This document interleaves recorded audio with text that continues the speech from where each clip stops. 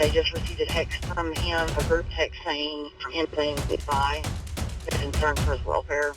DPS says Kneeland was found during a search of the immediate area around the crash, dead from a self-inflicted gunshot wound. All right, so just so we're clear, we were just recording for the last 5 minutes, and I happened to look over, luckily, and realized I wasn't recording. However, I just got done making fun of you for screwing up a ton of logistical things for our business. So I do want to recap that real quick now that I just wasted 5 minutes. Yeah, okay. I'm going to sit back and listen to this. So Mark really screwed up today. He called me while I was at Home Depot, and he's like, dude, I effed up. And I'm like, what did you do? And he tells me what he did. I'm going to let him explain it. But it was a big goof up. We fixed it. It cost us some money. And $907. Yeah. And it's not like it's coming out of Mark's pocket. It's like coming out of my pocket too. So now I just lost out on half of that for your screw up. But logistically, you are terrible with logistics, because there was a recent time when I also had you schedule us to fly out of town for business, and you literally picked the wrong airport. So we flew to the wrong airport. Fact. Which was very far away. Then while we were at another trip, it was your job to pick and get us an Uber for this bar that we were going to go to, which was 5 minutes away from our hotel. And you inadvertently chose the one 45 minutes away from the hotel. And when we were in the Uber getting on the freeway, I'm like, where are we going? And the guy tells us, and I'm like, dude, that's 45 minutes away. How did you do that? So I'm thinking about firing you as a logistics guy is what I'm getting at, as the CEO of this whole operation we got going on. You're going to have to redeem yourself, but I want you to tell everybody what you did today. Do I have the floor? Yeah, go ahead. Okay, you have the desk. Keeping in mind that no excuses. Just tell them what you did. Just see, this is the part of the game that I actually enjoy and very good at. So is the rebuttal portion, because your facts are really, really incorrect. No, they're not. And I have most of the recording, the 5 minutes that we had previously discussed, you never even turned it on. And that's why I always have to double check your work. And this time I didn't. So that's my mistake. As for booking the wrong airport, that is true. But I booked the airport logistically thinking it was the closest one for us. And it's part of an adventure. Oh, yeah, I can't. You got nothing, dude. No, I have nothing. Just say you screwed it up. I totally screwed it up. I did book us at the wrong airport one time. It was an overnight trip, and it was kind of a big deal, I guess, to book the wrong airport. I mean, who would think? We were on the airplane when we figured it out, and like the people sitting next to us started laughing at us because you and I started going at it. Yeah. Because I was pissed. I found out we're going to the wrong airport. Yeah. It was fine. We got to the event. Yeah, it was 3 hours later. But it was fine. And then this one was just, it's a day off. 1 day off. No, tell them what you did. I forget it. I'm going to tell them. We were supposed to be. Can you at least do it accurately? We were supposed to be in Illinois for what we thought was Tuesday through Friday, because this is what Mark said, Tuesday through Friday, teaching a class. Yeah. Okay. He calls me today and tells me he made a mistake, that we are in fact supposed to be there Monday through Thursday. So he had booked our flights on Monday morning. So we would have missed the entire, because it's going to take us half the day to fly there. Yeah. So I'm thinking, how did you, like, of all the other times that he's messed shit up, I'm like, how did you do this? Like, how does this happen so consistently with you? It's not consistent. And I think it boils down to you just don't pay attention. But okay, keep going. So I'm like, dude, whatever you need to do, fix it. Like, we're going to get there. We're going to make sure that we're there now on Sunday so that we can teach Monday through Thursday. Yeah, and I fix it. Yeah, and it cost us $900. So I don't see the problem. For everybody listening, I think they feel for me more than you. I don't. It's like in our text, Brandon, we're talking about something, meeting up, going over stuff, and then you say, I don't even know what you guys are talking about. Because I can't read your guys' jumble. Yeah, I said, go back and read the text. It's in the text. Like, we agreed on it. I pick up the phone. If I need to do something, I call somebody. Gosh, your texts are atrocious. If I could show everybody what your Can we transition? I'm ready like. to transition. Yeah, go ahead. To what? Go ahead. I'm surprised we stuck around this long. I know. I'm surprised. There's a lot of other podcasts who they stop doing it. They get in fights with each other. They get in trouble. Disillusion. Yeah, they get in trouble. Yeah. Well, we're very consistent because we're a law enforcement-based podcast for the general public. Everybody. For everyone. Let me talk about the training classes that we have right now. So Kyle and I were offering two training classes, a patrol tactics and critical response, and an emotional edge surviving public encounters. If you're interested in having your department host this training class, you can email us at training@shotsfiredpodcast.org. We will communicate with you and we'll coordinate and we'll tell you everything that it takes to set up a training class. I will do the coordinating. Nobody's going to trust you now. Oh gosh. That's not accurate. All right, let's get hold on real quick. Before we get into this football player, Kneeland, that this whole pursuit and issue that happened with him, it's quite interesting. We have our perspective on it. Housekeeping rules real quick. I think something that we want to do a little bit different on the podcast is add some maybe shorter segments. And we want to hear from you. Maybe what kind of segments would you like to hear? Would you like to hear some? It could be anything. It could be rants. If you want to hear Mark, I feel like you just went through a rant. You just went through a rant, a complaining rant. Yeah, but maybe it's a specific topic that people want to hear about. So if there's a topic that you want to hear segments on, drop it in the comment. Let us know, and then we will take your guys' advice and we will incorporate it into the podcast. Just to add a little bit of more entertainment, maybe some other general kind of conversations to be able to answer some of the people's questions that they have on YouTube, or gives us a chance to answer questions we get on like DMs, emails, all that kind of stuff, but doing it on the podcast. So I like that concept. Let's do it. Yeah. I mean, if you guys have questions you want us to answer on the podcast, you can always drop them in the comments on YouTube or hit us up on Instagram. So, and you're going to consider that to be housekeeping. Well, I guess housekeeping would be more or less like, so if you guys are wondering, the bathrooms are out our door. You got to go through the hallway. We'll take a break here in a few minutes. Every 50 minutes, we'll take a 10-minute break, start at the top of the hour. That's housekeeping. If you guys need to pause the video, don't, because it will screw up our watch time. Just let it play, and you can use the potty and listen to us at the same time. All right, so let's talk about the Marshawn Kneeland. He's the Dallas Cowboys defensive end. He got into a pursuit and crashed his car, fled from the scene, was later found where he took his own life. Yeah, a lot of interesting things that transpired during that time. And then we'll talk about like our thoughts on pursuits and why they happen and stuff. So and things that happened during pursuits that I think happened in this case, with phone calls being made from the suspects to family members, girlfriends, and sounds like he was in contact with his girlfriend during all this. And I think we can be able to answer some questions that the media doesn't share with people because they don't know. And so we've been involved in a lot of these, unfortunately, whether they're pursuits. I have been involved in pursuits where people do run and eventually have taken their own life. Yep. Those things happen. And so, all right. So on November 5th, this is a couple days after he made a touchdown catch. It was a punt block on Monday Night Football. Yeah. November 5th, about 10:40 at night, the Texas Department of Public Safety, so it's state troopers, try to make a traffic stop on him for a vehicle code violation. I couldn't find the actual vehicle code violation, but nonetheless, they tried to stop him. Immediately went to a pursuit. The troopers lost sight of him as he was entering into Frisco, the Frisco neighborhood, or Frisco's city of Frisco. Yeah, in Texas. Yeah. And then they lost sight of him. They end up coming across the vehicle, and it had crashed. He was driving a Dodge Charger. It crashed, and he was not on scene. So let's talk about how pursuits initiate, why sometimes people run, and what they do during the pursuit. Yeah, I think the biggest question that I've seen online, people asking, is why this guy's a successful NFL player. He's got everything going for him. Why would he run in the first place? And I think what it boils down to is I've been involved in several car chases where people have run, and when they do get caught, you ask them, like, why did you run? Sometimes there is no answer. There is no, I'm a wanted felon, I've got all these illegal things in my car. It's just people get scared when they get contacted by the police. And I don't know his upbringing. I don't know if he's ever been in trouble in the past. Who knows? But that could be a reason for him to have fled in his car.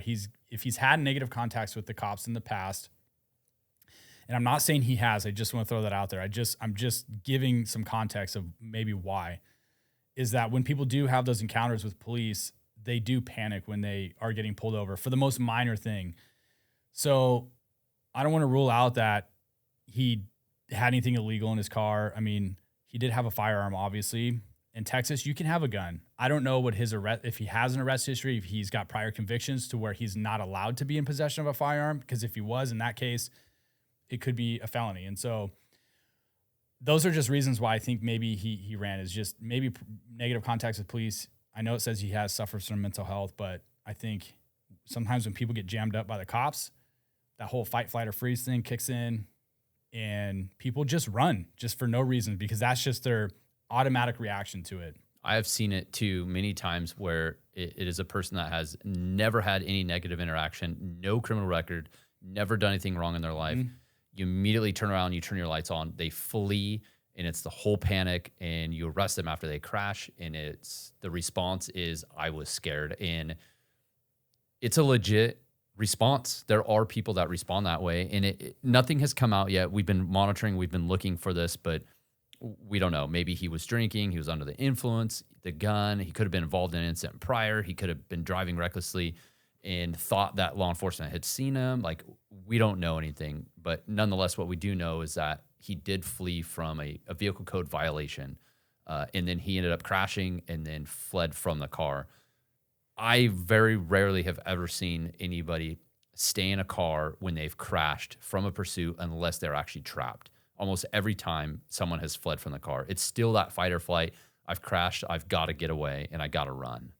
Especially when you feel like the cops aren't even behind you anymore. So he had obviously gained probably driving at such a high speed that he got so far out of their view. He eventually crashed, but in his eyes, the cops aren't now behind him. So that would give him even more reason to try to flee the scene. So backing up real quick, I think you make a great point in that. I think it'd be really interesting to see, and I'm not sure if they'll ever release it, but his blood. Yeah. Toxicology report. Yeah.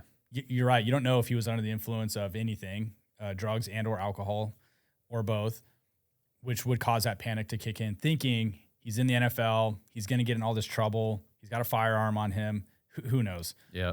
But so after he crashes, they come across it, he's not in the car. And something that we would do as cops, it's very difficult actually when you do come across a crash after a pursuit and you have no clue where the driver ran.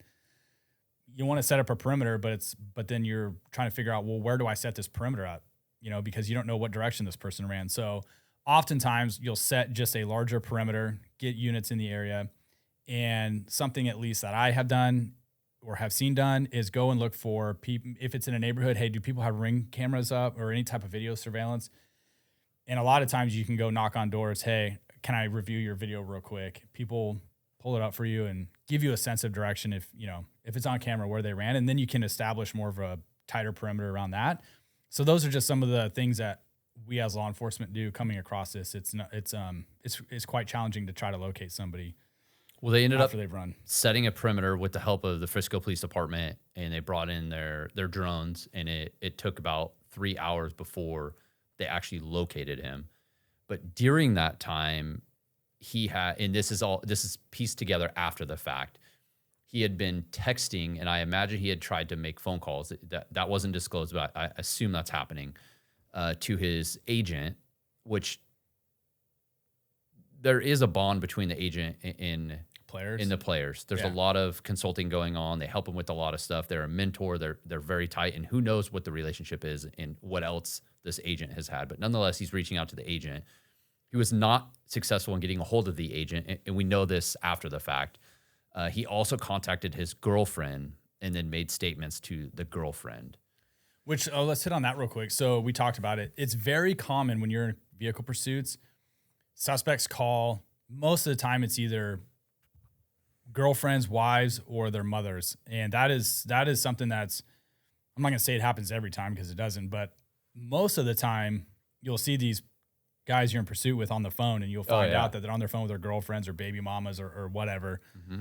So I believe that based on her calling dispatch and saying that he had made some suicidal threats and that he was armed with a gun, I believe that he more than likely called her during the car chase, told her what was going on. It says here in quotes that he would end it all to her. And so she ends up calling the cops that he was armed with a gun. There was a group text saying that he was saying goodbye, in that he would, quote, end it all. Yeah. Which leads me to think maybe there was something going on with his girlfriend and he left. Well, his mom also died recently before this too. So probably he's going through a lot. And so, when you look at the pressure of a athlete, 2 years with the NFL, the history he's had with high school, college, and now professional, like he's very, very talented. There's a lot of pressure, a lot of eyes on you. And I couldn't imagine how that amounts and how you carry that to the point where you've now fled and now you're saying you're going to end it all. Like that's a lot to carry. Yeah, I understand the fleeing thing. I mean, that happens. Completely, yes. That happens often. I can totally rationalize that. What I can't rationalize is what was going on to the point where he had to take his own life. That's where, to me, there's so much more to the story, that stuff going on in his own personal life where he legitimately thought that he was going to be in so much trouble that his whole life was going to be ruined. That's sad because we know that would not have been the case. You know, who knows if he would have even gotten kicked out of the NFL, maybe suspended. But I mean, you see some of these athletes getting arrested for some pretty serious crimes and they end up coming back. And so, and maybe this is a situation where he ended up, he made his way and he was in a porta potty. I don't know how long. That part's sad too. I don't know how long he was there before he ended his own life, but that's the texting, the calling, those are very much reaching for answers, and who knows if he was getting responses. Yeah, I'm curious, and this will be up to the police to kind of figure out what was he doing beforehand. Like where was he? Where was he going? Where was he coming from? You know, had he been drinking? Was he using drugs? Because to get to the point of taking your own life, you've reached the ultimate limit right there. To you, there's no going back. And so I'm really curious. There's so many unanswered questions, and we're kind of speculating at this point. But from our own perspective as cops and being involved in a lot of these, generally speaking, it always kind of boils down to the. Well, I think that's the perspective that we're giving, because surface level, you look at him as a very successful athlete, high school, college, professional, has money, has cars, access to resources. Things are easy for him now. Like these are general assumptions that people have and really actually believe that how could this person have any mental health? How could they have any problems? They have access to all this. He's a sports athlete. Like he just made a touchdown on Monday Night Football. Like he should be riding this high. But from our perspective, the reality is that law enforcement sees a whole different side, and oftentimes way more is going on in your personal life than in your professional or what is being seen by the public. This is super tragic. I'm going to keep monitoring this to see what else happens with this. My heart goes out to the family, the friends, the fans, the players on the team. I can imagine that his agent is struggling with this because he didn't get back to him. Oh, everybody. I mean, I bet the whole Dallas Cowboys community fans are probably just completely wiped out, like just wondering why this would happen. And you just said, he has access to all. I think people look at celebrities or people that have an infinite amount of money or a lot of money who can essentially have or get whatever they want. And I still think you have to take the human component of it. I don't know. I mean, I don't have friends to that level, but I have seen other celebrities being interviewed and have really kind of peeled back their own layers and talked a lot about, with all that fame and stuff comes a lot of depression and a lot of things that contribute to their social life that would really tear away at anybody. I mean, but I'm not even saying that I'm not saying he was dealing with that. I'm just saying even people with all that money and access to whatever they want, a lot of them do still struggle with mental health and depression and all that stuff. And so it is really sad. I'm really thankful that, he could have made it worse. He could have shot at the police. He could have taken the life of a cop he could have taken the life of somebody else, a loved one. I mean, there's so many things that we see in law enforcement when people do these types of things where they take other people with them. Yeah. Which is extremely, extremely selfish. I'm glad that didn't happen in the grand scheme of things. I wish he didn't do that. And I wish that he would have gotten the help that he needed. And even had he got arrested that night, maybe that could have changed his life. for the better. Well, he was only 24 years old, and now the NFL and many players are calling for more resources for mental health and more support. And I mean, it's hard to say, but maybe this will give those players what they need in a different way, where it's like, it's in law enforcement, there's resources available for you, but how is it presented? How is it packaged? How do you get that information? Yeah, is it accessible? Is there stigma against asking for it? And maybe the NFL is going to have a different approach for that. Yes, I think there's a stigma asking. I think that's across all platforms of anything that you do. But, you know, it's not, let's not be blind to the fact too that a lot of these athletes do come from poor backgrounds. They come from families where some of them don't have families, don't have father figures, and they do make it to the NFL or some type of professional sport. And you hear about them getting arrested all the time for drugs, guns, being involved in shootings, gang stuff. And you always hear people say like, oh, you have it all, you're making all millions, and you just can't seem to stay out of trouble. The reality is that's just the life that they're used to, and that's what they live. And just because they're living this new lifestyle of having a ton of money and maybe surrounding themselves with different people, that the fact is some people just come from that environment and they have a very hard time getting out of it. You look at the Aaron Hernandez case. I mean, that guy was a celebrity on the Pittsburgh or the Patriots and got wrapped up in a freaking homicide. So it happens frequently. The baseball player in California. We're seeing that right now. This play out in a jury trial with professional pitcher, baseball player got wrapped up in a homicide. Yeah, out of Lake Tahoe, California. And this Marshawn case just seems to be different than that other stuff, you know, like the Antonio Browns and that kind of stuff. Committing, illegal violent crimes.